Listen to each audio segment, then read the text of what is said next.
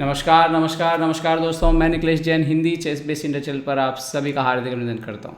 बहुत दिनों बाद आज बात जादूगर मिखाइल ताल की। जी हाँ, जादूगर ताल का कमाल पार्ट 3 में आज आपके लिए लेकर के आया हूँ। और आज हम बात करने वाले हैं मिखाइल ताल के गेम की, जो कि उन्होंने खेला था विली मोरिक के खिलाफ। और ये खेला गया था 1979 में। सोवियत यूनियन और यूगोस्लाविया के बीच एक मुकाबला हुआ था, उसमें सोवियत यूनियन को रिप्रेजेंट कर रहे थे मिखाइल ताल। और तो काफ़ी ज़्यादा ये फेमस मुकाबला रहा है। तो आइए देखते हैं क्या कुछ हुआ इस मुकाबले में। खास बात क्या है इस मुकाबले की, इस मैच में आपको ये बात समझ में आएगी कि मिखाइल ताल जब खेलते थे तो जो उनके सेक्रीफाइसेस होते थे वो किस सोच के तहत वो सेक्रीफाइस देते थे। और आज के दौर पे हम कंप्यूटर लगा के बोलें तो एक्यूरेट मूव जिसको बोलते हैं कि एकदम परफेक्ट मूव चलना जो होता है वो सामने वाला खोजने में असमर्थ होता था, जो कि आज भी पॉसिबल नहीं। हम जानते हैं कितने ज़्यादा किसी एक मैच में ऊपर नीचे चालें हो जाती हैं। तो आइए चलिए देखते हैं इस मुकाबले को। C4 से शुरुआत हुई। मिखाइल ताल ने सफ़ेद मोहरों से खेलते हुए अपोनेंट ने जवाब दिया C5 B3। जी हाँ, आप में से बहुत सारे लोग जिनने जब शतरंज खेलना शुरू किया होगा तो ये जो B3 और G3 का सेटअप होता है ये हम सभी ने कभी ना कभी खेला होगा। Night C6 bishop B2 Mikhail ताल खेलते हुए E5। सो नाउ ये सिमेट्रिकल इंग्लिश है, double fianchetto variation. G3 D6 bishop G2। यहाँ पे बिशप E6 खेला अपोनेंट ने। सो नाउ नाइट C3 और क्वीन D7 नाइट F3। सो बिशप H3। अब ये जो वेरिएशन है बिशप H3, इसमें क्या कर रहा है, ब्लैक चाहता है कि वाइट का ये जो बिशप है, जो इंपॉर्टेंट बिशप है, इसको ले लिया जाए। ठीक है, आप ले लीजिए। तो मिखाइल ताल इसे बिशप दे देते हैं, बिशप H3 क्वीन H3। लेकिन नेक्स्ट मूव में नाइट D5 जंप करते हैं। तो एक तो मैंने अपना मोहरा बेहतर किया और आपको फोर्स कर रहे हैं अब हम कि या आप जो है वो पीछे की तरफ जाइए, क्योंकि C7 के स्क्वायर को कंट्रोल करना ज़रूरी है। ओके, तो क्वीन D7 खेला अपोनेंट ने। So now E3 important square, ताकि नाइट को D4 में आने से रोका जा सके। और यहाँ पर उनके अपोनेंट खेलते हैं नाइट E7। अब यहाँ पर देखने वाली बात यह है कि ये जो E7 का स्क्वायर है ये बिलोंग करता या तो इस नाइट को, और एक नाइट जो यहाँ पे मूव होते वापस पीछे जा रहा है, तो डेफिनेटली जो E7 का नाइट है वो D5 के नाइट से जो है अच्छा नहीं है, मतलब ख़राब है। तो यहाँ पर मिखाइल ताल देखिए अपने उस मोहरे को वापस ले लेते हैं, नाइट C3 पे वापस, नाइट F6। अब यहाँ पर क्योंकि जानते हैं ताल की जब मैं घोड़ा पीछे आ रहा हूँ तो उनको इस बात का कोई मलाल नहीं है कि वो अपने पीस को पीछे ला रहे हैं, क्योंकि उनको ये भी पता है कि उनको उनके अपोनेंट को इस घोड़े को भी जो है वो सही जगह भेजना पड़ेगा, तभी जाके ऊँट खेल में आ पाएगा। तो वो जानते थे कि ये जो चाल उन्होंने चली है उसका वैसे भी उनको खामियाजा उनके अपोनेंट को भुगतना पड़ेगा। ओके, यहाँ पर मिखाइल ताल कैसल कर लेते हैं। तो अगर आप यहाँ पे देखें तो पूरी तरह से डेवलपमेंट जो है वो मिखाइल ताल का हो चुका है। और अभी देखिए कोई ऐसी आक्रामक चाल बोर्ड पे नहीं आई है। ये चीज़ आप में से बहुत सारे लोगों को सीखनी है कि हम में से बहुत सारे लोग आक्रमण करना चाहते हैं कि चलो भाई अटैक करना है, लेकिन अटैक करने का पहला जो मूलभूत सिद्धांत है वो ये है कि पहले अपने राजा को सुरक्षित करिए और अपने सारे मोहरों को एक्टिव करिए, तब जब आपका अटैक जो है वो सक्सेसफुल होता है। ऐसा नहीं होता है कि आप एक ही मोहरे से आक्रमण कर दें, आपका डेवलपमेंट भी नहीं हुआ है और आप जीत जाएं। तो मिखाइल ताल के गेम से भी आपको यही बात सीखने के लिए मिलेगी कि पहले वो अपने मोहरों का डेवलपमेंट और अपने राजा की सुरक्षा पर सबसे खास ध्यान देते थे।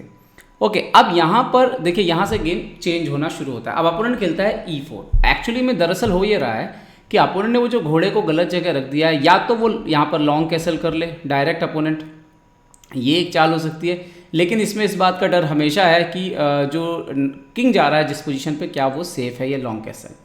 दूसरा, वो नाइट को वापस अपनी जगह पे रिस्टोर करे कि भाई वापस C6 पे आओ।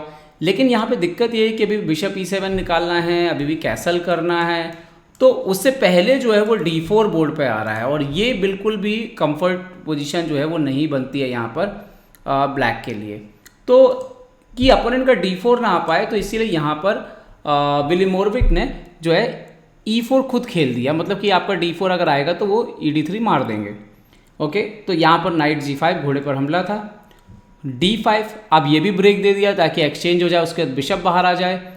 C D5 queen F5। अभी नेक्स्ट मूव में नाइट D5 की तैयारी है।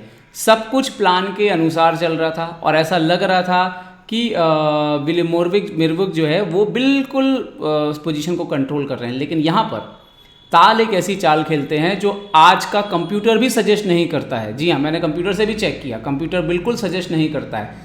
लेकिन ऑन द बोर्ड ये चाल का जवाब उनके अपोनेंट नहीं खोज पाए और साइकोलॉजिकली जो है वो ताल के जाल में फंसते चले गए।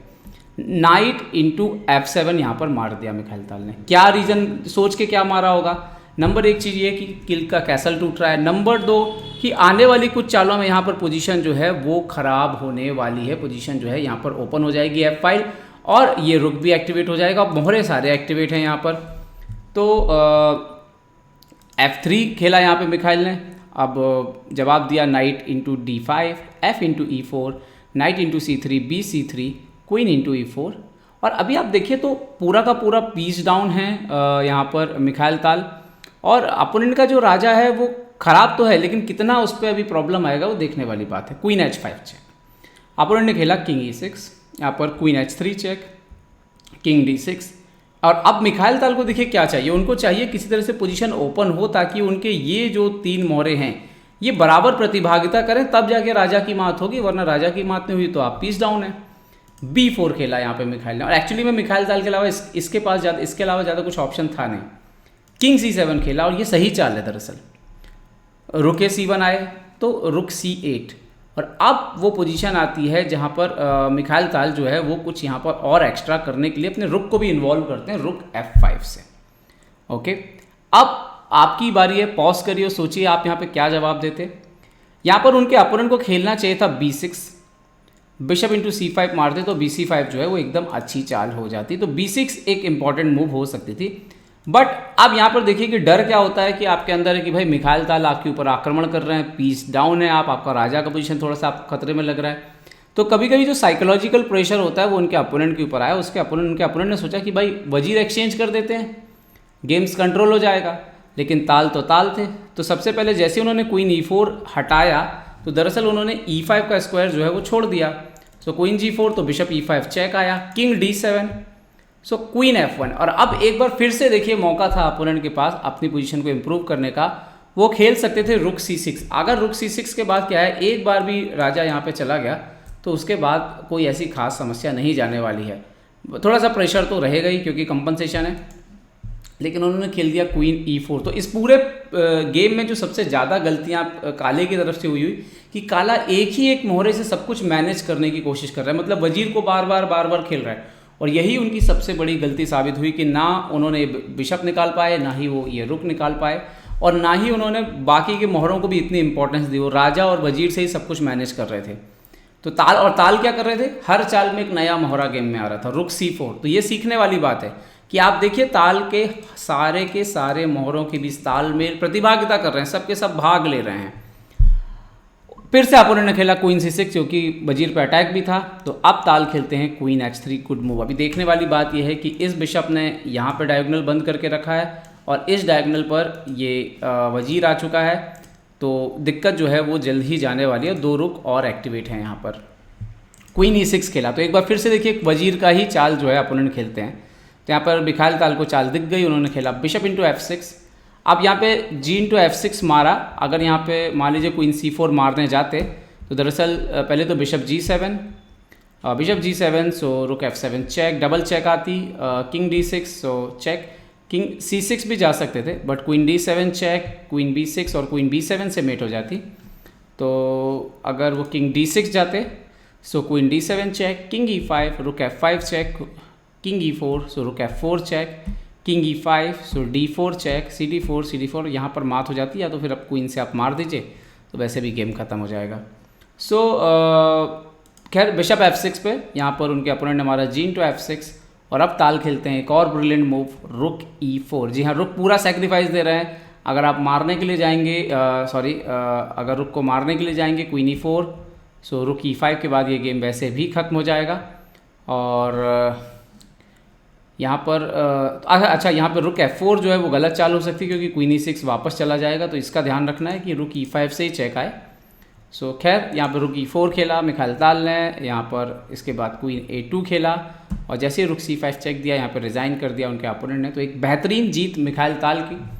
क्या बताती है, शुरुआत से आप गेम को देखेंगे कि पहले तो डेवलपमेंट पर उन्होंने बराबर ध्यान दिया है और उसके बाद उनकी समझ का जो खेल है वो ये कि किस तरह से किस मोहरे को एक्सचेंज करना है, किसको नहीं करना है, ये एक बड़ा फासला तय करता है। फिर अपोनेंट की गलतियों का फ़ायदा उठाना और फिर राजा की पोजीशन पे फोकस करके जब उनके मोहरे डेवलप हैं एक आक्रमण क्रिएट करना जहाँ पर अपोनेंट जो है उस लेवल पे जो है डिफेंस नहीं कर पा रहा है। तो एक बेहतरीन जीत मिखाइल ताल की।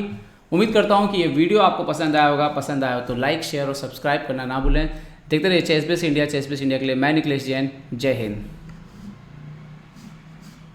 तो उम्मीद है आपको हमारे वीडियो पसंद आए होंगे। अपने सुझाव हमें जरूर दें और याद रखें शतरंज की हर छोटी बड़ी खबर के लिए जुड़े रहें चेस बेस इंडिया चैनल से। जी हाँ, चाहे वो खिलाड़ियों के इंटरव्यू या फिर वो खेल का विश्लेषण, चेस बेस इंडिया हमेशा आपके लिए खबरें लाएगा सबसे तेज सबसे जल्दी। सब्सक्राइब करें Hindi ChessBase India channel को। अगर आप यूट्यूब पर देख रहे हैं तो सब्सक्राइब करें और साथ ही साथ बेल आइकॉन दबाना ना भूलें दोस्तों, क्योंकि इसी से मिलेंगे आपको सारे नोटिफिकेशन। फेसबुक पर देख रहे हैं तो जरूर लाइक और शेयर करना ना भूलें।